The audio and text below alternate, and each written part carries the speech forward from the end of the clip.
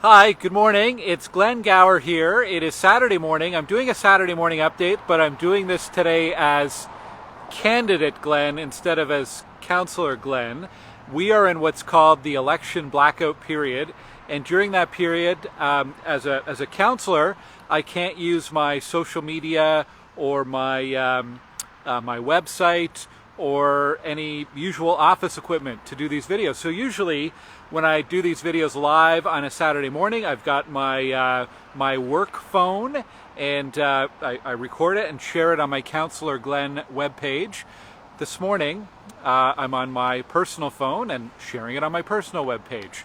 Anyhow, so a little bit of a different channel, but because of that, I'm sure there are going to be a lot of people who won't see this update. So if you're watching this, please share it with someone you know in Stittsville. Just click on the share button, and I'm hoping lots of people will see this update because there's some important information about the community going on.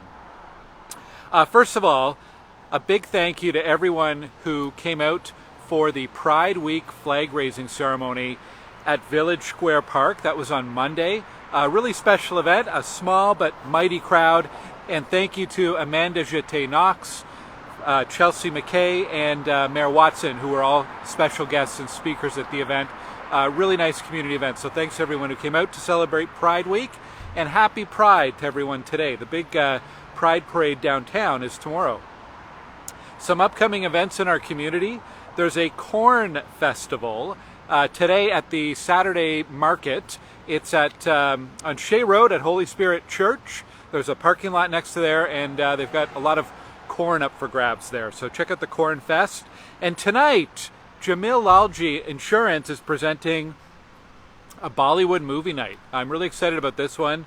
It's a free outdoor movie night for families. Bollywood movie night starts at dusk, and I think there's festivities starting around 6:30 p.m. So I hope you can check that out. Some construction updates and other updates about work happening in the community. On Abbott Street, you might want to avoid it today. There are lane closures. They're doing what they call milling, which is grinding down the top layer of asphalt before they put the final layer of asphalt on. That work is really progressing well. They've got most of the sidewalk work done. They're trying to minimize disruptions and make sure that it's a safe environment for school kids who are coming back. September 19th is the target date to have that finished on Abbott Street. And then Hobin Street, I just checked it out a few minutes ago. The final lift of asphalt on Hobin Street is also finished, so that work's wrapping up. Thank goodness, just about a week and a half shy of back to school for kids at Aylor and Cassidy. That work was delayed because of a strike, so it's great that we've been able to get that back on track. And on Jonathan Pack, there is some work happening today from 8 a.m. to 4 p.m. They don't usually work weekends, but there's a culvert repair being done. And on the work site, because of the rain we've had this week, they have to do some de-watering, so they're installing a pump there. So there's some extra work on Jonathan Pack today, Saturday. Updates from the city this week. ASE, Automated Speed Enforcement. The camera on Abbott Street in front of Sacred Heart was handing out tickets in error in the month of July and part of August because they didn't change the hours of activation outside of the school year. So if you received a ticket during several weeks in July and August, or if you paid a fine, your ticket is going to be canceled and your fine's going to be refunded. If you have any questions about that or concerns, check out the city's website, or you can email my ward office. My office is still working even though we're in the blackout period.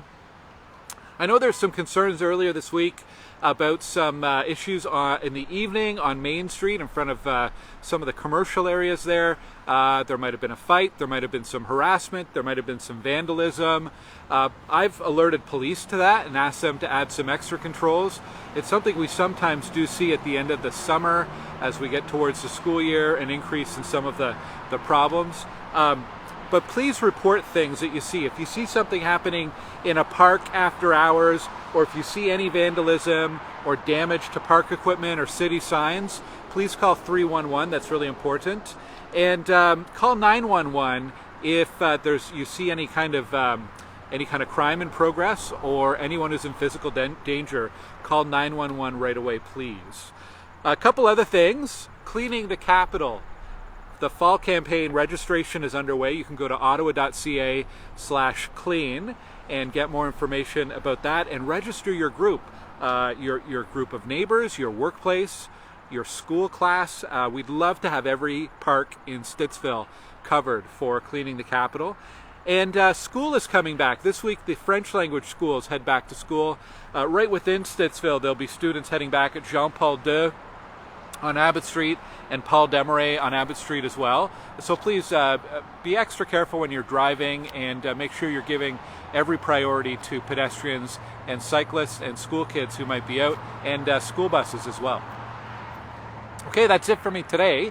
Thank you for tuning in. Again, if you're watching this live or watching this after the fact, please share this with someone in the community. It's on a different channel, so I'm hoping people find this as the weekend goes on.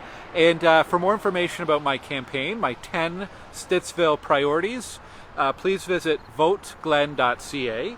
And while you're there, you can sign up to volunteer. We've got a crew of volunteers going out to the Bryanston Gate neighborhood today, and we're going to be organizing a crew for signs coming up in September after Labor Day. And so you can request a sign, and you can also make a campaign donation. I am not accepting donations from developers, but that means that donations from ordinary residents are more important than ever. I'd like to have as many residents as possible donating. It's a way to have the healthiest way of funding a local campaign. So if you can, please make a donation. It doesn't have to be big, and I really appreciate anything, big or small, that you can contribute. And I appreciate all of the contributions so far, all of the sign requests, and all of my great volunteers who've been helping out throughout the campaign. So thank you so much for your support. And I'll talk to you in this space next Saturday on Labor Day weekend. Take care.